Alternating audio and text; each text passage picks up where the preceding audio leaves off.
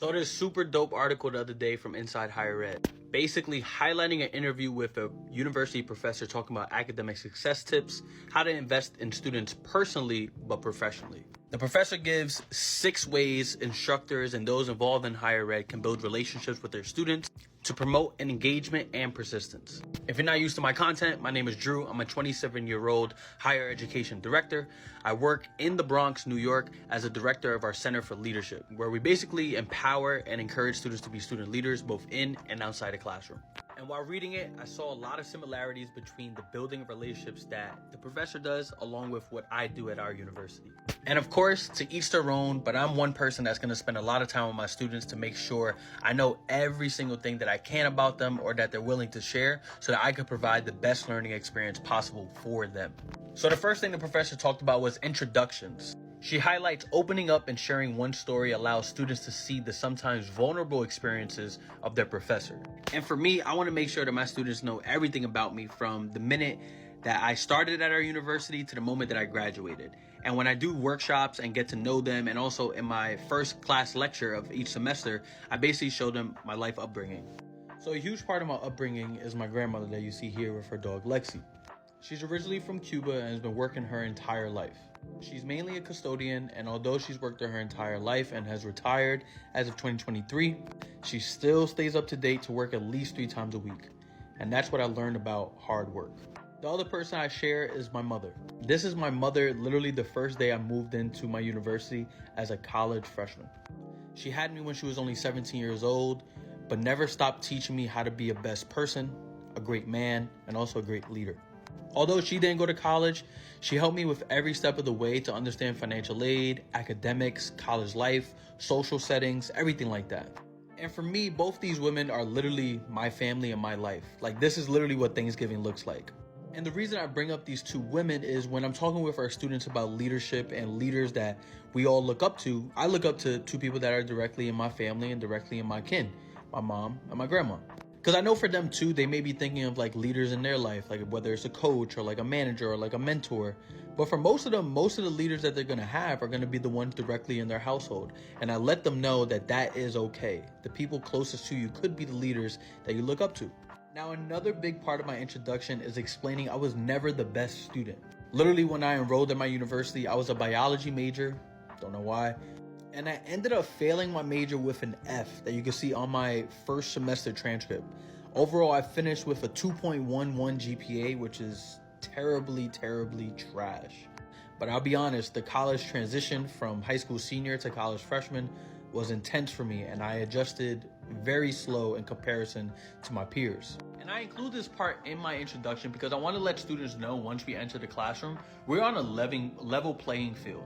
Like for me, I was never the best student, but I always worked my ass off to make sure that I was good. And ultimately, I want them to know this is where I started as an academic student in higher education, but it ultimately wasn't the place that where I ended. I ended up graduating on time with a 3.2 GPA, switching my major from bio to business. But overall, I want them to see the bumps in the road is what makes the college journey. And I let them know my journey started off with an F. So if I started off with an F, still figured it out how to graduate on time, secure my internships, everything like that, and also end up back in the same institution to be your lecturer for this semester, you can make it through too. And that's why I love this point of introductions, because it gives the opportunity for the lecturer to connect with the students on a deeper level, to show some relatability. And of course, one thing I believe is the more relatability, the more connections you have, the better success your students are going to have in the classroom. The second thing I read was written assignments. Now, as a lecturer, my very first assignment for my students is a written assignment. Reason being is when I was in a philosophy class, they basically asked us to write a paper on who is a good person in your life. I wrote about a person. At the end of the semester, after everything that we learned from different philosophers' point of views, we were then asked to do that paper again. And now with the new knowledge that we gained throughout the semester, now write a new paper on what a good person is. So I took the same concept and applied it to leadership. The first written assignment that we have for all our students is write me a paper on a good leader that you know. This person could be in your life, a boyfriend, a girlfriend, a coach, a mentor, a professor, whoever, or even a celebrity or influencer that you look up to. What was so dope about this opportunity was with 24 different students, it was such a wide range of perspectives on what leadership means to them. And as a lecturer, this gave me the opportunity to get an in-depth look of where the students allowed me to know about their personal likes of leaders. This paper was one of my favorites because this paper actually featured Monet McMichael, a huge influencer on TikTok and YouTube. And as you can see in this paper by my student, Monet McMichael is not only an influencer to her, but is actually a leader that she actually looks up to. Another cool one was this student featuring Michael Jackson as a leader. And sometimes the perception that comes with leadership can be, oh, they have to be someone with power or that can delegate or is in charge of people. This opportunity for me as a lecturer to gain the understanding from our students in written assignments is to basically gain awareness of what leadership means to each and every individual in the classroom. In turn, it will make me a better lecturer because now I could point to these points during lectures throughout the semester that is relatable to these students and the people that they view as leaders. And to be honest, I don't get too many written assignments throughout the year, but the first one is this one. And then at the end of the semester, I make them rewrite the paper with new knowledge of the guest lecturers that they met throughout the semester and see if it changes their perception of what leadership is. Overall, I've seen a lot of students may not like to speak in a public setting or in front of their peers, but when you give them the opportunity to write an actual paper on something that they care about or something that they're interested in about, they're going to go hard. They're going to go crazy on it.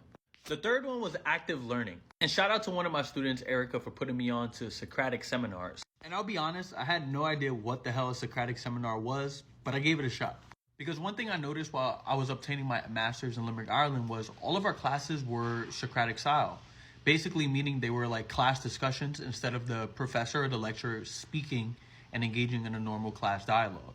When engaging in Socratic seminars throughout the semester, I found that we were giving students the opportunity to find their voice and to also grow more curious in the discussion or the leader that was presented in class for that day. And also empowering the students to have them own their process of how they got to an answer. And what I mean by getting to an answer is exactly this. Like, this is our first Socratic seminar with my class this past semester. They all had to answer these 3 questions cohesively in the hour time frame that we had for class. And this Socratic seminar was actually right after the assignment talking about what a good leader is to them. So this gave the opportunity for each student in the class to share what they wrote on paper after they received their grade from me, and to also hear perspectives and opinions from other people in the class, garnering a type of environment where you could learn from one another instead of just from me, the lecturer. What came from that was amazing. Some students stood up and actually wrote on the board.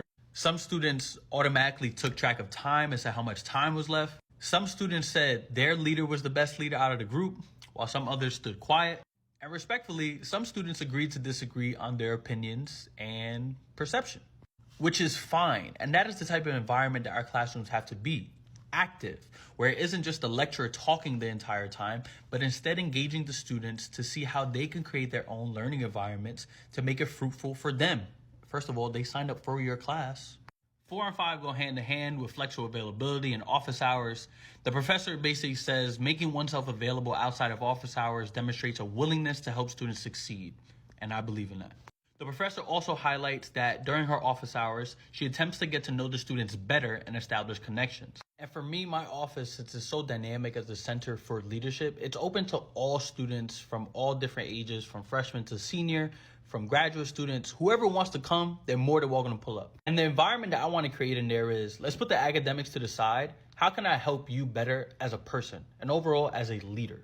And whenever I meet new students or new students enroll in my class, I always tell them, come to the office, because that is where you're going to meet other dope leaders that are making waves on this campus and further establish your network, not only on the college campus, but off campus as well. Because we all know that quote, your network is your net worth.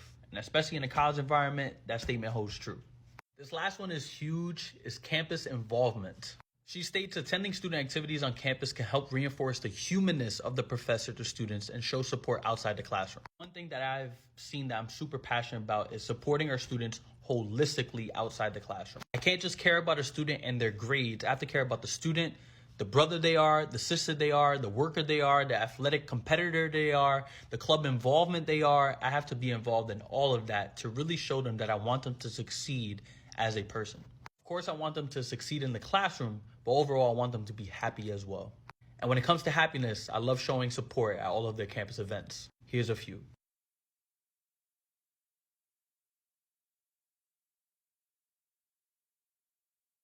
Overall, I really love this Inside Higher Ed article. And if you're in higher ed, I would encourage you to take these 6 steps and see how you can connect more with your students.